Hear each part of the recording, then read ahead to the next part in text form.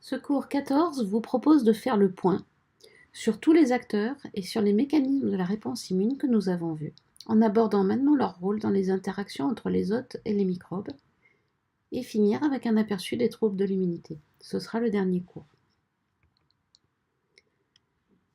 La réponse immune contribue à la fois à prévenir et à contrôler l'infection, et à en réduire la gravité. Pour chaque situation, il y aura des mécanismes effecteurs qui seront protecteurs, mais d'autres qui ne seront pas aussi efficaces. C'est donc le polymorphisme individuel et les systèmes de régulation de l'immunité vers l'un ou l'autre des mécanismes qui feront évoluer l'infection vers une aggravation, vers une chronicité, vers la guérison complète ou vers le portage asymptomatique. Nous verrons dans ce cours que certains facteurs peuvent altérer l'efficacité de la réponse, en particulier des mécanismes d'échappement propres à chaque infectieux et parasite. Il ne faut pas négliger enfin l'importance de la mémoire immune, aussi bien individuellement pour empêcher la réinfection qu'au niveau d'une population, qui va acquérir ainsi une résistance progressive. Tous ces mécanismes humains sont utilisés par le clinicien, que ce soit pour le diagnostic, le traitement, la prévention et en particulier par la vaccination. Dans ce premier tableau, voici un récapitulatif des mécanismes antibactériens. Les premières lignes correspondent à l'immunité innée, les suivantes aux mécanismes dépendants des anticorps et les dernières aux mécanismes de l'immunité cellulaire. Vous avez une colonne qui décrit les cibles contre lesquelles ces mécanismes sont efficaces. Par exemple, la neutralisation est très utile dans le cas d'une toxine bactérienne. Et dans la colonne suivante, vous avez les cibles contre lesquelles ces mécanismes sont plutôt inefficaces. Par exemple, les anticorps ne peuvent pas agir lorsque les bactéries sont intracellulaires et les lymphocytes ne sont pas cytotoxiques contre les bactéries extracellulaires. De même, voici un tableau qui récapitule les principaux mécanismes effecteurs antiviraux. Comme pour les bactéries, il est important de comprendre les rôles des barrières innées dans le ralentissement de l'invasion, mais réaliser que cette immunité innée s'accompagne souvent de symptômes importants. En revanche, la réponse spécifique agira de façon plus ciblée contre les cellules infectées et contre les virus libres, et ça devrait causer normalement moins de dommages au tissu sain.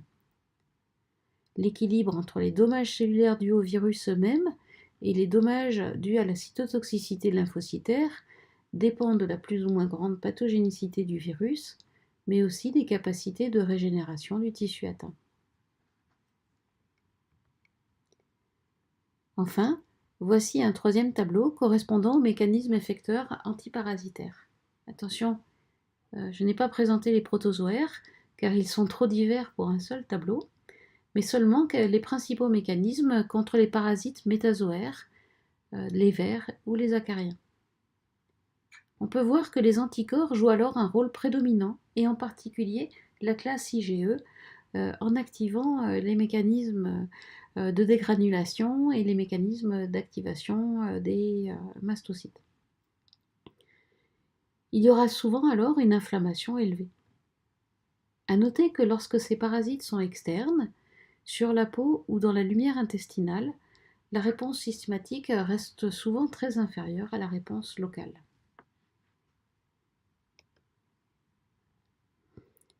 Donc, face à tous ces mécanismes effecteurs, de nombreux microbes et parasites ont développé des parades, c'est ce qu'on appelle les mécanismes d'échappement. C'est souvent le cas des espèces pathogènes par rapport aux espèces opportunistes. Et même au sein d'une espèce, de certaines souches qui sont plus pathogènes que les autres. Donc, la pathogénicité des microbes et des parasites dépend souvent de leurs facteurs de virulence, par exemple des facteurs d'adhésion aux épithéliums comme les fimbriers des bactéries, mais aussi de ce type de mécanisme. Ils vont rendre la réponse immune moins efficace, voire même provoquer plus de dommages que d'effets bénéfiques. Ce tableau vous montre quelques exemples de cette escalade militaire. Vous trouverez des mécanismes qui réduisent la reconnaissance spécifique. Par exemple, en exposant des antigènes qui sont mal reconnus, soit parce qu'ils ne sont pas immunogènes, ils ne sont pas protéiques, soit parce qu'ils varient très souvent. Donc les parasites qui vivent dans le sang ont souvent ces mécanismes-là. Et en plus, certains libèrent de grandes quantités d'antigènes solubles autour d'eux, ce qui fait que les anticorps sont détournés de la vraie cible qui est le parasite entier. Ensuite, vous avez des mécanismes qui amènent les microbes et les parasites à se cacher dans une zone peu accessible à la réponse immune, par exemple au niveau du cerveau. Alors c'est souvent une semi-victoire, puisque le microbe n'y sera pas dans un terrain propice à son développement. Mais le risque est qu'il y persiste, donc on a une infection sous-jacente qui risque de se réactiver en cas d'immunodépression et quand le microbe pourra de nouveau envahir l'organisme. Ensuite, on a la lutte pied à pied, avec des mécanismes de résistance face à chaque mécanisme effecteur. Il y a par exemple de nombreux mécanismes anti-phagocytose, y compris lorsque le microbe est capable de sortir de la vacuole de phagocytose. On a aussi de nombreux agents virulents qui produisent des toxines contre les lymphocytes ou les granulocytes. C'est à l'origine du PU, dans les infections pyogènes, et c'est aussi à l'origine de phénomènes d'immunodépression. Et pour ça, par exemple, les endotoxines et les superantigènes sont particulièrement impliqués. Enfin, on a des mécanismes qui désorganisent la réponse immune et qui peuvent provoquer soit une immunodépression, soit une inflammation. C'est le cas des superantigènes et bien sûr des endotoxines, pardon pour l'inversion. Enfin, il y a d'autres mécanismes, nombreux, originaux. Par exemple, de nombreux agents infectieux et parasites profitent des capacités anti-immunité de leurs vecteurs.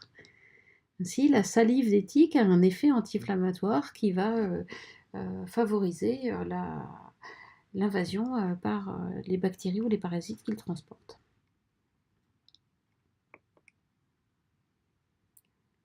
Donc vous voyez qu'en fonction de l'affrontement entre les mécanismes humains effecteurs ou non effecteurs et non efficaces et les mécanismes d'échappement, on va observer assez souvent un équilibre entre l'hôte et le microbe ou le parasite. On a déjà vu que les symptômes ont une double origine, en particulier la fièvre, l'inflammation et l'activité cytotoxique contre les propres cellules de l'individu. Il peut se produire un équilibre lorsque les agents infectieux ou les parasites sont résistants en partie aux mécanismes infecteurs, mais pas complètement. Donc ça les amènera à une virulence réduite. Et donc soit à la chronicité, soit même au portage asymptomatique lorsque les individus ont une immunité quand même suffisante. Attention, cet équilibre peut être remis en cause lors de modifications physiologiques, comme par exemple la gestation, ou parce qu'un autre facteur vient altérer l'immunité, par exemple l'âge ou une seconde infection. Cet équilibre peut varier d'une espèce à l'autre, expliquer que certaines espèces sont plus sensibles à un même agent infectieux qu'une autre. Par exemple, la leptospirose va rendre malade une gerbille alors que le rat est résistant et on s'aperçoit que ce sont des variations dans les récepteurs TLR4 qui font que la reconnaissance de la bactérie ne se fait pas de la même façon. Enfin, la plupart des infections et des parasitoses induisent une réponse immune. Donc l'équilibre ne sera pas le même chez un individu naïf et chez un individu qui a acquis une immunité au cours des expositions. Malgré ce principe général, il y a des cas où cette mémoire est faible ou absente. C'est souvent le cas lorsque l'immunité est restée purement locale, dans la peau ou les muqueuses, et qu'elle ne s'est pas étendue au territoire systématique où les phénomènes de mémoire se développent plus facilement. C'est aussi le cas de ce qu'on appelle des équilibres instables entre plusieurs stades parasitaires. Donc la présence de parasites adultes va procurer une immunité contre une surinfection par des larves de ce même parasite. Et ça permet d'aboutir à un nombre de parasites stable. En revanche, lorsque on fait un traitement antiparasitaire, on fait disparaître très rapidement l'immunité contre les adultes et du coup l'individu redevient sensible aux infections par les larves. Donc, au-delà des notions générales de secours, il sera très utile d'analyser pour chaque agent infectieux ses caractéristiques propres, parce qu'on va pouvoir adapter à chaque situation. Par exemple, choisir les antigènes qui induisent les meilleurs mécanismes protecteurs pour mettre en place un vaccin. Donc, sur cette diapo, on va commencer l'introduction aux 4 grands groupes de troubles de l'immunité. On a d'une part les complications immunologiques des infections, qui découlent de ce qu'on vient de voir, par exemple une inflammation excessive. On a d'autre part les maladies auto-immunes, qui résultent d'une rupture de la tolérance physiologique aux soins. On a aussi les hypersensibilités, qui sont des réactions spécifiques excessives, par exemple l'allergie. Elles sont de plusieurs types, selon qu'elles sont basées sur la production excessive d'IgE, de complexes humains ou de lymphocytes T hyperactifs. Et enfin, on a les déficits de l'immunité, qu'ils soient d'origine génétique, secondaire à une infection ou qu'ils aient une autre cause. Donc les troubles de l'immunité peuvent être bénins ou sévères, selon leur étendue à un tissu ou à l'ensemble de l'organisme, et selon qu'ils sont réversibles ou pas. Certains sont très graves parce qu'ils peuvent provoquer de la douleur et de l'inflammation, qu'ils peuvent entraîner des pertes de fonction ou rendre plus sensibles aux infections. Malheureusement, certains ont encore une physiologie mal connue, ce qui complique le traitement et la prévention et qui, heureusement, laisse la place à beaucoup de nouvelles approches, principalement chez l'homme, mais moins chez l'animal parce que souvent il faut un lourd suivi clinique et l'utilisation de molécules innovantes comme des anticorps monoclonaux humanisés qui sont malheureusement encore très coûteux. Donc cette diapo est juste là pour vous indiquer que les effets bénéfiques de l'immunité, mais aussi les troubles, seront traités bien plus en détail dans les années suivantes de votre cursus. Donc au bilan, les méthodes d'analyse de la réponse immune sont nombreuses et elles vont vous servir aussi bien pour identifier les mécanismes normaux de la réponse immune que pour les troubles de l'immunité, et chez l'homme comme chez les animaux domestiques. Il faut cependant être conscient de leurs limites. La première est qu'il est beaucoup plus facile d'étudier les anticorps à partir du sérum que de travailler avec les cellules. Et la seconde est que l'étude des cellules du sang n'aborde que la partie émergée de l'iceberg de la réponse immune dans les tissus. Donc il est possible d'analyser in vitro l'immunité de façon globale. Par exemple, vérifier que le nombre des cellules dans le sang ou la quantité d'immunoglobuline est normale. Il est aussi possible d'évaluer l'immunité spécifique. En premier lieu, la réponse anticorps, mais parfois aussi la réponse lymphocytaire, par exemple avec le test TTL. Quelques tests sont aussi possibles in vivo, et vous verrez par exemple plus tard l'intradermoréaction. Enfin, les méthodes génétiques apportent de nouvelles perspectives qui avant étaient vraiment exclusives des laboratoires les plus spécialisés, mais qui deviennent maintenant plus répandues.